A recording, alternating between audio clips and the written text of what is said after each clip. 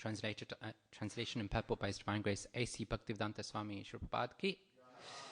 Thereafter, influenced by the interactions of eternal time, the supreme sum total of matter, called the Mahat Tattva, became manifested, and this Mahat Tattva, the unalloyed goodness, the Supreme Lord, sowed the seeds of universal manifestation out of His own body.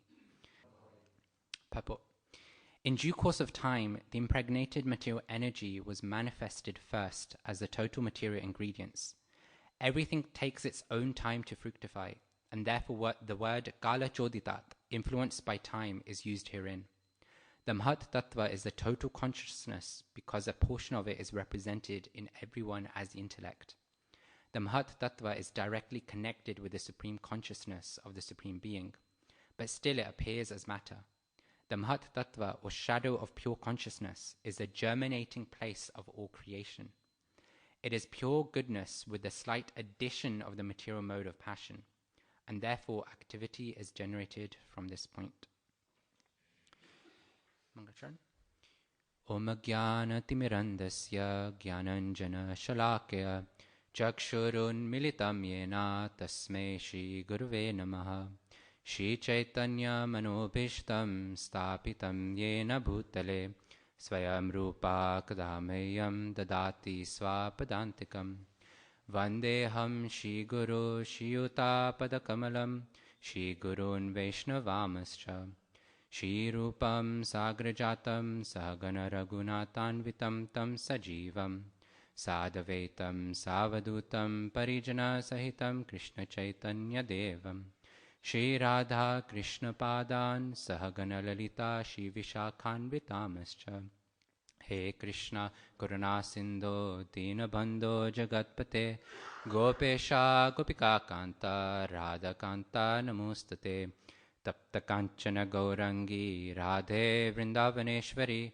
Vrishabhanu Sute Devi Pranamami Hari Priye Vancha Kalpatarubhyascha Kripa Sindhyubhe Evacha Patitanam Pavanebhyo Vaishnavebhyo Namo Namaha Namo Vishnu Padaya Krishna Prishtaya Bhutale Shrimate Bhaktivedanta Swami Nityanamine Namaste Saraswati Deve Gauravani Pracharine Nirvishesha Shunyavadi Paschatya Deshatarine Jai Shri Krishna Chaitanya Prabhu Nityananda Shri Advaita Gadadhara Shivasadi Gaura Bhakta Vrinda Hare Krishna Krishna Krishna Hare Hare Hare Rama Rama Rama Hare Hare. Shprapad Ki Jai. So before I get into the verse, I'd like to summarize, kind of understand where we've got to in the Bhagavatam so far. So in this chapter, which is entitled Vidura's Talks with Maitreya, we see that Vidura starts to approach Maitreya Muni to understand the real happiness in terms of devotional service, because he realizes that material happiness is not giving him any pleasures. And so he inquires about the process of devotional service, creation, and all these different things, all these different aspects of the Lord. And Maitreya Muni then starts to glorify Vidura for his inquiry, because he says that actually Vidura is showcasing true taste of Krishna Katha. And we understand that Krishna Katha is the summum bonum of any spiritual practice. This idea of glorifying the Lord, the idea of discussing the Lord's pastimes. And that's what we as devotees live for. We're not interested in politics. We're not interested in the drama series on TV. We're not interested in any of these things, because what is enlivening for the soul is Krishna Katha, is discussions about the Lord and his devotees. And so Maitreya Muni starts to narrate about the Lord's pastimes. He starts talking about the material manifestation through the Lord's external energy, Maya. And in verse 26, I'll just read the translation out. We came to the supreme living being in his feature as the transcendental Purusha incarnation, who is the Lord's plenary expansion, impregnates the material nature of three modes. And thus, by the influence of eternal time, the living entities appear. So before I start talking about today's verse, I want to seek the blessings of all the assembled Vaishnavas, the senior devotees, and my friends, because I'm not a scholar, I'm not a learned person, And this idea of creation and how the Lord creates is very much beyond my realization. And yet I'm sitting here, and hopefully I can share something which is the realization of Prabhupada's purports from the senior devotees I've heard and spoken to. And hopefully in time, I can also have my own realizations that I can share. Because we see that time is actually a transformative agent. We can hope things for the future because we understand the element of time makes change. It's an agent of change. We see there's a pastime with Srila Prabhupada where he was sitting in a park, I think in America, and he was just speaking to a person on the bench. And what was the discussion? He was saying that I have all these temples all around the world, but he says, only time separates me from them. So even Prabhupada recognizes that time is just a change agent. If we look at the material world, if we look at our bodies, the material nature, we understand that the progression of time helps it transform from one thing to another. It's described that there's 6 transformations of the body. Birth, then it grows, then it stays for some time, then it gives off byproducts, then it depletes, and then ultimately gives way. It dies. And we see this transformation happens with anything material. Think about the phones, the way it gets manufactured and then end of life. Buildings. Anything material goes through these 6 transformations by the progression of time. If you look at chemistry, rates of reaction, chemical reactions, you have some chemical reactions that take a very, very long time. Just think of iron or any metal. Add oxygen, add some moisture, and over time, months, maybe even years, rust.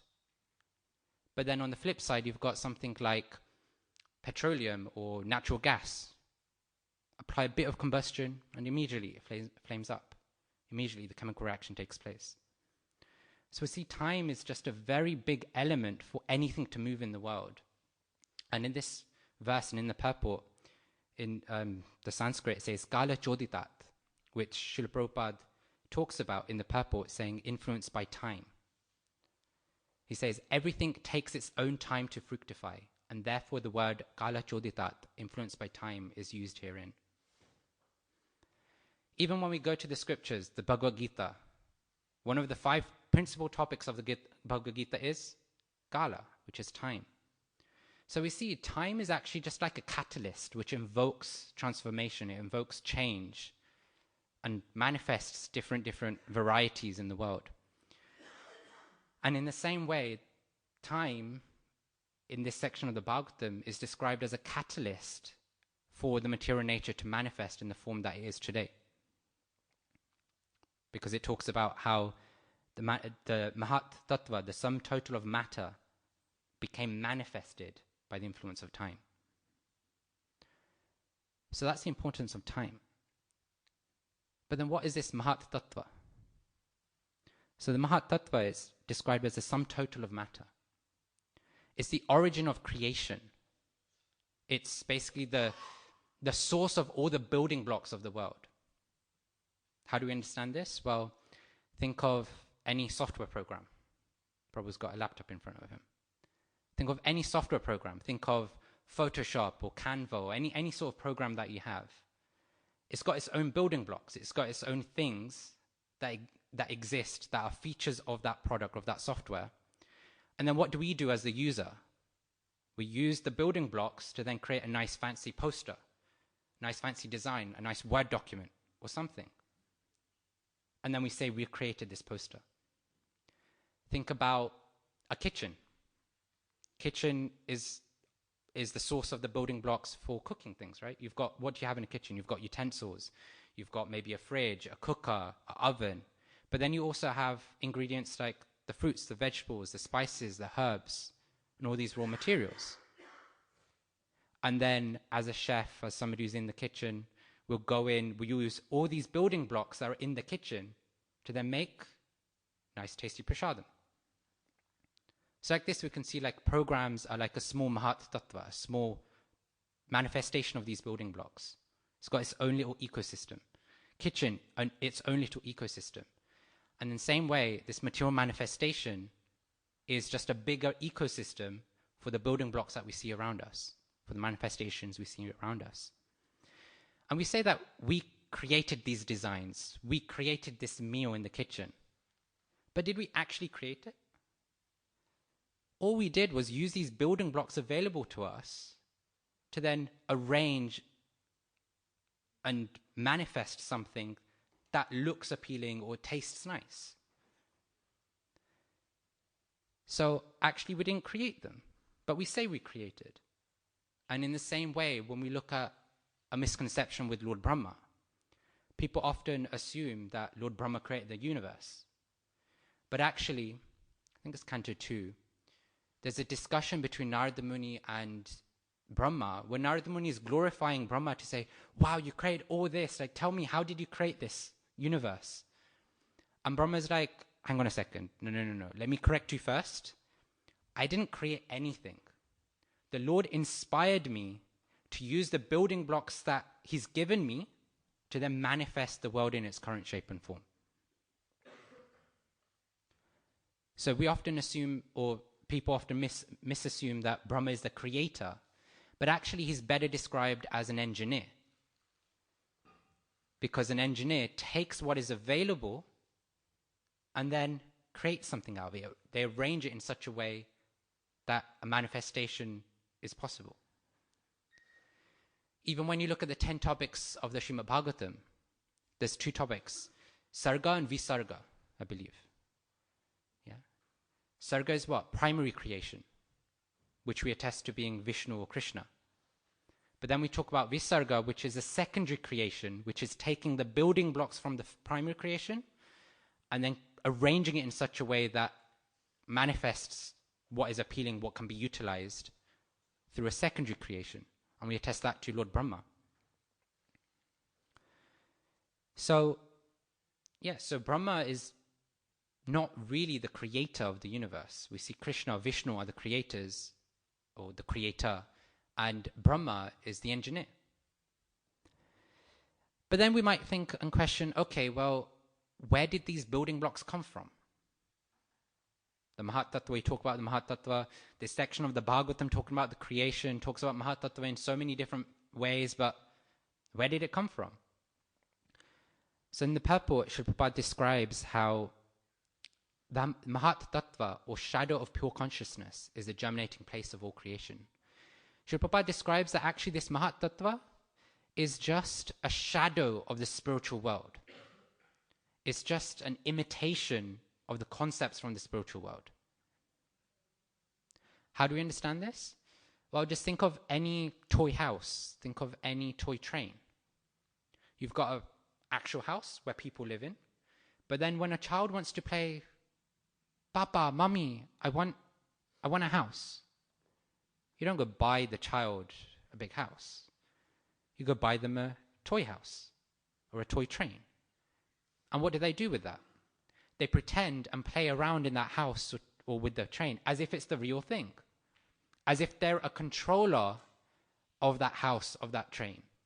And in the same way, the Lord manifests this world for us so that we can experience what it's like to be the controller, the enjoyer, the proprietor of this toy world.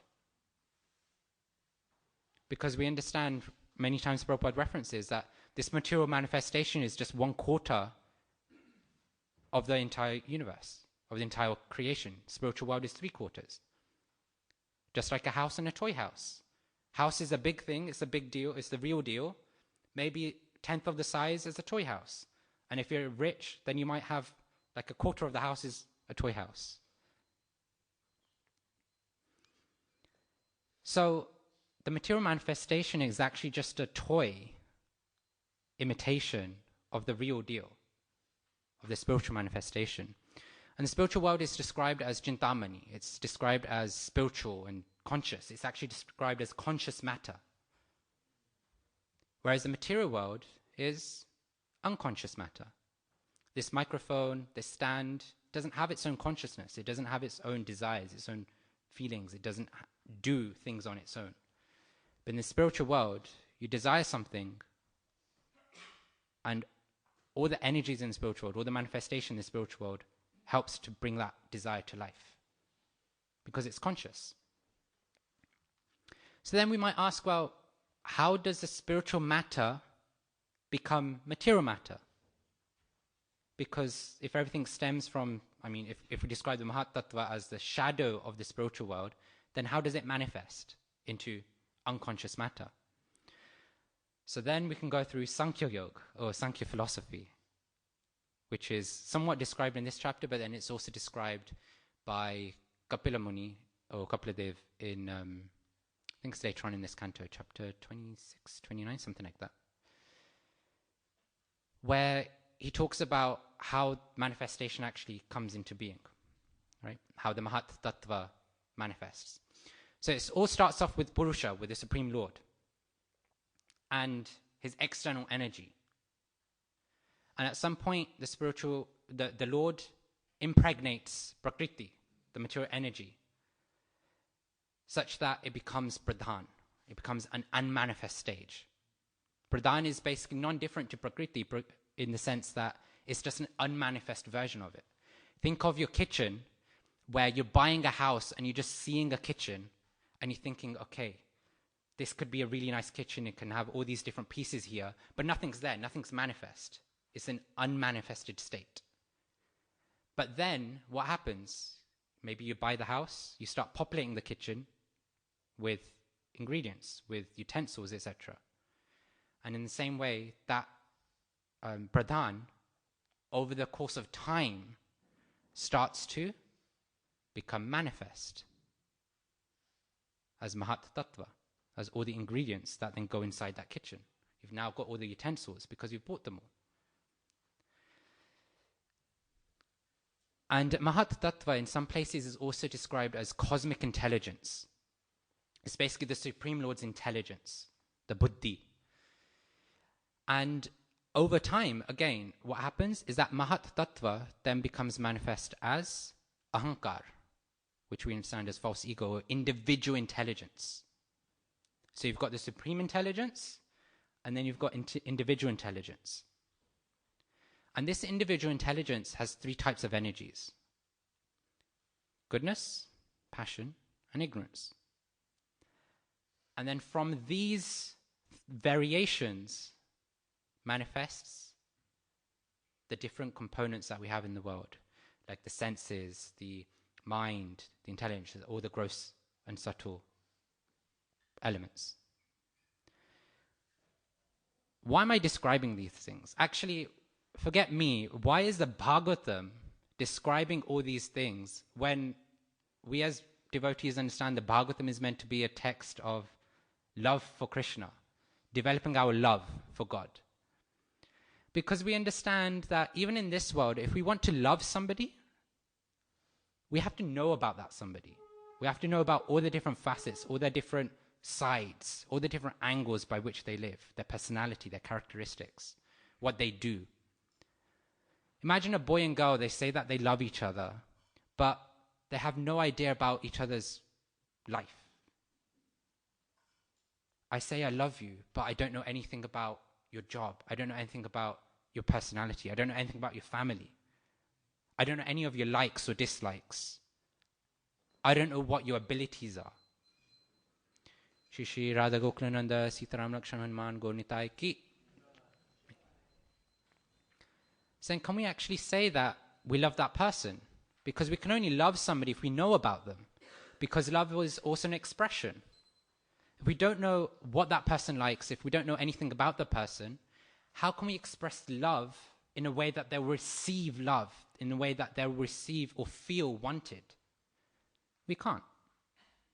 So in the same way, Bhagavatam, yes, it's a text that describes and helps us develop our love for Krishna, but it's a text that helps us know Krishna so that we can love him better. And even in the Bhagavad Gita, we see that there's two ways that we can understand the Lord through his external energy, his material manifestation. Especially in chapter 7, Krishna goes through this. One is as seeing Krishna within the creation. Rasohama Psukonteya, he's the taste in water. Whenever we drink water, we can see that Krishna is present here. His energy is present here. But the other is seeing him as the source of creation. Because when we see that Krishna has a unique ability to manifest so much everything around us, we can appreciate Krishna. In the Bhagavad Gita, in 10:8, chapter 10, verse 8, he says, Aham sarvasya prabhavo matta sarvam pravartate iti matva bhajante mam buddha bhava samanvitaha. He says, quote, I'm the source of all spiritual and material worlds. Everything emanates from me. The wise who perfectly know this engage in my devotional service and worship me with all their hearts. Unquote. The idea is that if we see Krishna as a source of creation, when we properly understand him as a source of creation, then we also have the opportunity to come to devotional service to Krishna. In one of the purports of the Bhagavad Gita, Srila Prabhupada talks about how, I think it's chapter 7, he talks about how there's some people who think that Sankhya Yoga, this idea of understanding metaphysics, the understanding of how this world exists from the Lord, is different to bhakti. But actually, Prabhupada describes that the ultimate goal is the same, because once you understand how the world functions, naturally your appreciation for the Creator also manifests. And therefore you come to this stage of, let me serve the Supreme Creator. But bhakti becomes the direct path for us to just go, let's develop our loving relationship for Krishna. And so when we understand Krishna as a source of creation, then we can appreciate his supreme potency, his different attributes. And that helps us deepen our love for him as well. And when we look at this idea of causality, this idea of creation and who created the creation, who, if we just look at buildings or just material world around us, who created this building?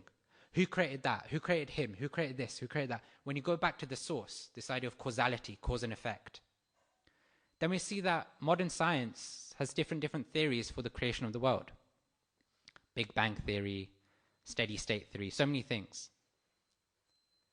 But when you go deeper in this idea of causality, you see that so many questions come out of them.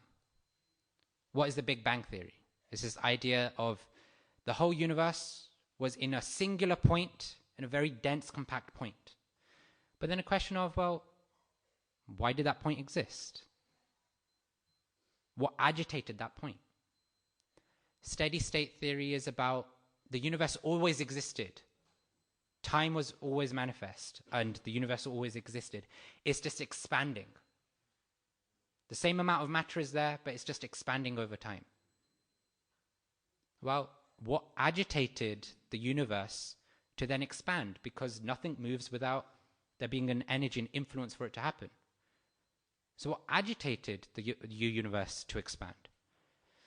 Then there's an interesting new one. Simulation hypothesis. For those who play or have played computer games, it's basically like this world is a computer game for a higher being. It's a true theory. You can research it. It's this idea that we're basically part of somebody else's bigger plan. Somebody's created this world for their toy. But then, okay, who is the person who's playing with the toy? Who are the people? Who is the advanced civilization? And why did they create this toy? So many questions can come up just from the modern scientific theories of creation. Now, some devotees will say they're incorrect. Some devotees will chastise them heavily. But I'll say that actually, they're partially correct. Because there is truth in them. I just described Mahat Tattva, this idea that everything manifested from unmanifest. Isn't that a bit like the Big Bang theory? But we go a step further and explain actually, why does that point exist? Why did the unmanifest become manifest? Steady state theory, this idea of expansion. Mahat Tattva, what do we do with ingredients? We use ingredients to build other things. We're expanding the universe. The same ingredients are there, but we're expanding our understanding of the world. Because the world is also expanding. Steady state theory is there in our philosophy. Simulation theory, 100% is there. Why? Because, sure, everybody's heard it.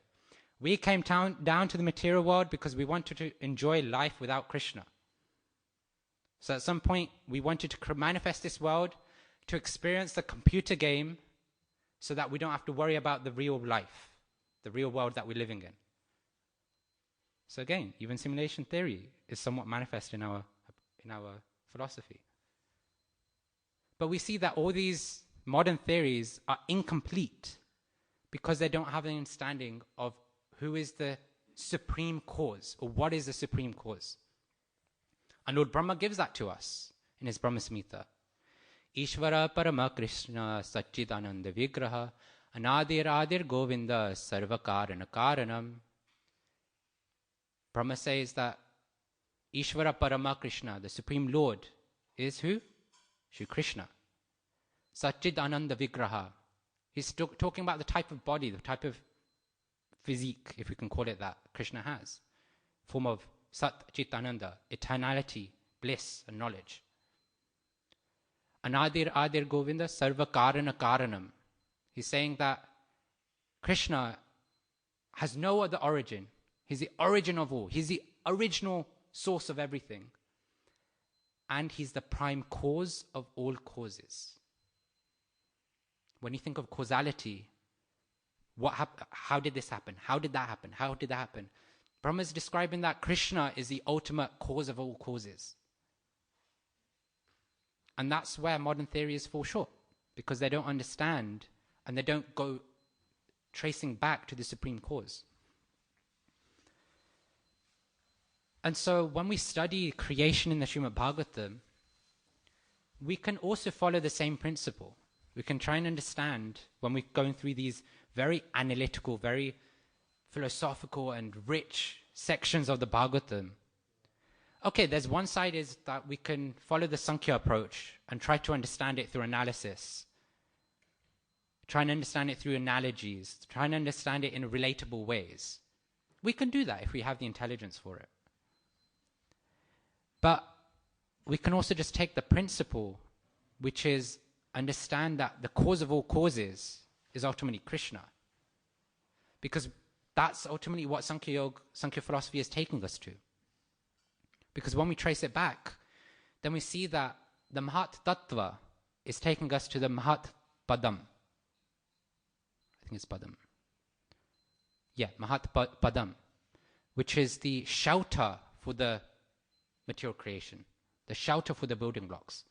And that shelter is described in Canto 10. So Srimad Bhagavatam, Canto 10, chapter 14, verse 58. Says, Samsnita ye pada pallava plavam mahat padam punya yaso murare bhuvam buddhi vatsa padam param padam padam padam yat vipadam natesham. It's described that the shelter of the total cosmic creation is the boat of the lotus feet of the Lord. Translation is, quote, for those who have accepted the boat of the lotus feet of the Lord, who is the shelter of the cosmic manifestation and is famous as Murari, the enemy of the Mura demon. The ocean of the material world is like the water contained in a calf's hoofprint. Their goal is Para Padam Vaikunta, the place where there are no material miseries, not the place where there is danger at every step. Unquote. So the shelter of material creation is the boat of the lotus feet of the Lord.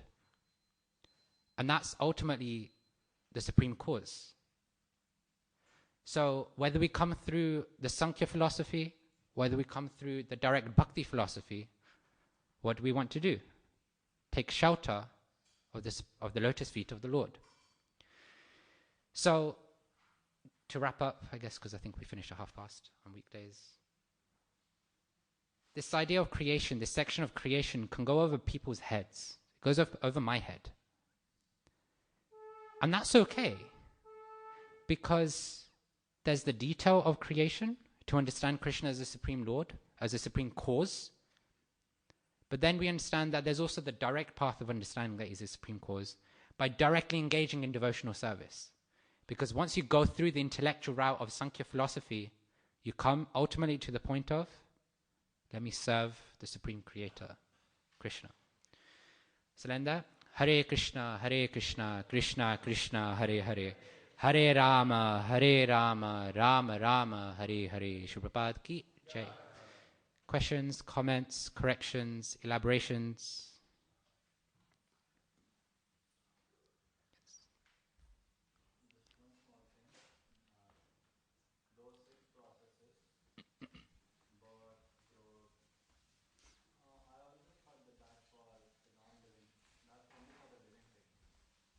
Non-living.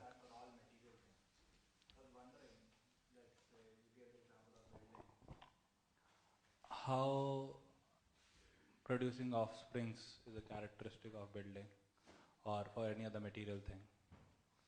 So can you just elaborate on that? Yeah, so these 6 transformations are for any non-living thing. Right? Not living, because we understand that the soul never dies. So how can it take birth? How can it die? When we look at buildings, for example, then we understand that there were ingredients first. They were part of earth first. But then as they were born, then they grow. So somebody's bringing them together. They're transforming into a specific ingredient, whether it's concrete, what's it called? Cement or whatever it is. Then, so you've got growth. Then it stays for some time. Right? So once a building is made, it stays for some time. Offspring, well, once it starts to crumble, then things manifest from that as well, right? Either from the direct ingredients, or it can become a storehouse for other things to manifest from. And then naturally it dwindles because no building lives forever. 100 years, 200 years, 500 years, whatever. And then ultimately, once it's no longer useful, what do? Take that same earth, discard it, and then maybe utilize it for something else later on. Yeah. Any other questions, comments?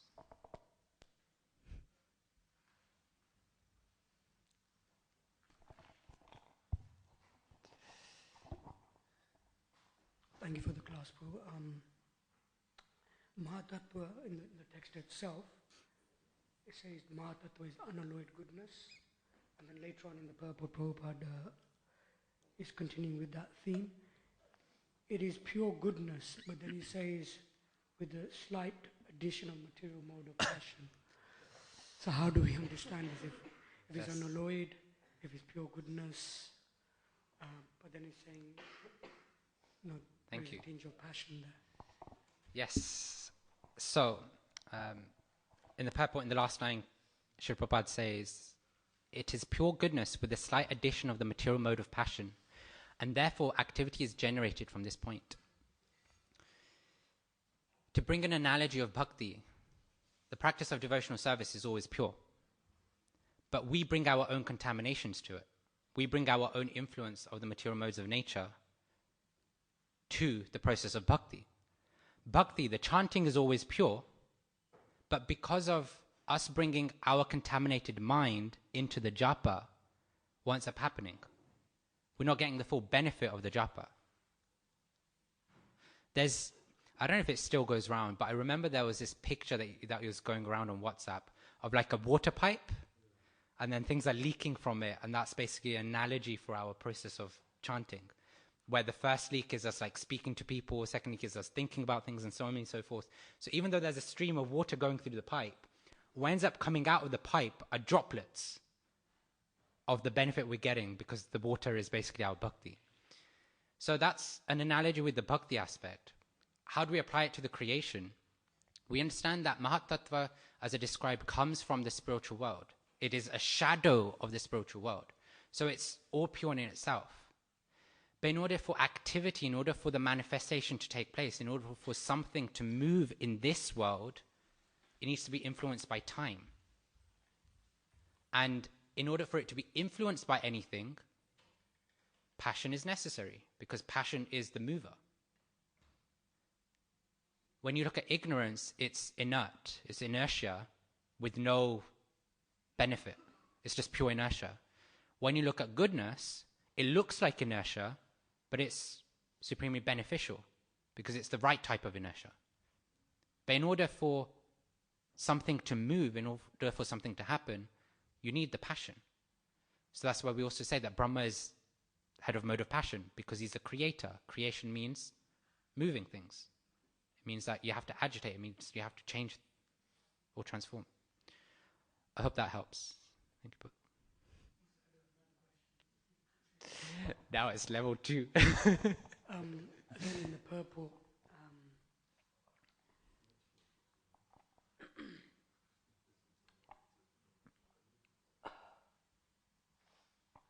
Mahatattva is the total consciousness because a portion of it is represented in everyone's intellect. So because there's Mahatattva within us or in our intellect, therefore Mahatattva is total consciousness. Just trying to understand that. So it went from level 1 to level 5. It's interesting because when I was reading this verse, when I was preparing for this verse, I was going through the Sankhya Yoga chapter as well. And maybe some of the devotees in the room who are more intellectually inclined can help, because when I read the Sankhya Yoga philosophy aspects, I'm reading it the other way around. That it's from the Mahatattva that the individual intellect manifests. Because actually, even in the previous verse, we see that it follows the suit of the train of thought that Prabhupada is talking about, because he first impregnates the material energy to bring out living beings, right? So it talks about, and thus by the influence of eternal time, the living entities appear. And then he's talking about the Mahatattva being manifest.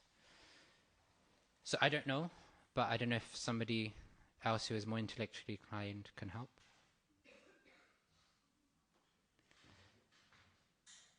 I apologize. Do you want to take?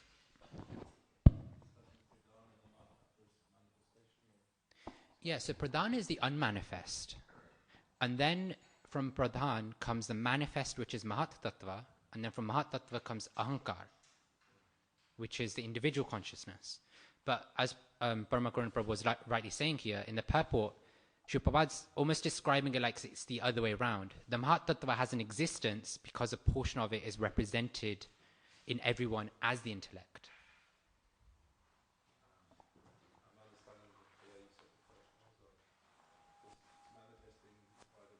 Do you want to put the mic up? It's manifesting because of the glance of Mahavishnu on the pradhan. That agitates it to turn into the Mahatattva, and everything's coming from there. So at least that's how I read it as well. Thank you, Prabhu. Sorry. Any questions, comments? Thank you. Just to say what comes to mind for me in terms of the intellect, the intellect is the final decision-making factor in terms of the mind and so on. So that the consciousness comes from the soul, but in terms of everyone's total consciousness is ultimately decided by the intellect. In terms of the decisions, that's what comes to mind in terms of the elements of the material nature. No, thank you. It's nice of you to see it as well. I think Brojan Prabhu. I'm going to the Bhagavad Gita, which is the basis of, whatever I seem to understand about Krishna. It's in the chapter 11, the universal form. He says, O Lord of the universe, I see your body with many arms, many veils, expanded everywhere, without limit. I see no end, no middle, no beginning. Your form is difficult to see because of this glaring effulgence. Yet I see this glowing form of yours everywhere, adorned with beautiful crowns and clubs and discs. You are the supreme primal objective. You are the resting place of this universe. You are inexhaustible. You are the oldest. You are the maintainer of eternal religion, the personality of Godhead. This is my opinion. So, in this way, we can see the questioning has a purpose, and the purpose and the goal is bhakti. Yeah. So, that's what I take from the universal form. Yes. Ultimately, the philosophies culminate in bhakti. So we're practicing the direct path. So yes, thank you, Prabhu. Krishna. Any final questions, comments? Okay. Grantharaj Srimad Bhagavatam ki